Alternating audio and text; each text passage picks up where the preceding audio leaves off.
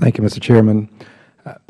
I would like to borrow some of the language from my colleague. I wasn't available to hear and see all of the hearings, so this may be redundant as well.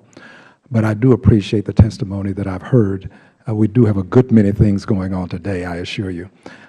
But with reference to competitiveness, not only nationally but internationally, I think that we all understand that we don't want American companies to be at a disadvantage.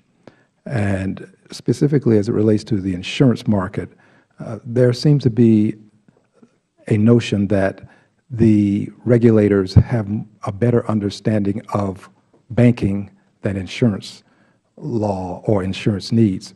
What are some of the risks that are unique to the insurance industry? And if you've already answered, I beg your forgiveness, but I think it's good for me to hear it and for it to be repeated. Some things bear repeating. I'll field that one. I think it is important, as the Federal Reserve devises its insurance supervision and regulatory framework for the 17 insurance holding companies that we supervise, that we need to make it reflect the insurance risks and the insurance business models of those firms. It is not appropriate for us to take a bank-centric model and apply it to those firms. The Collins Amendment in the Dodd-Frank Act had required us to do that on the capital front, but thanks to a congressional action in December, those shackles have been removed, and we're now free to implement a fully insurance-centric regulatory regime for those firms. Insurance is different from banking in a significant number of ways. I'll just mention a few of the key ways in which we think it's different.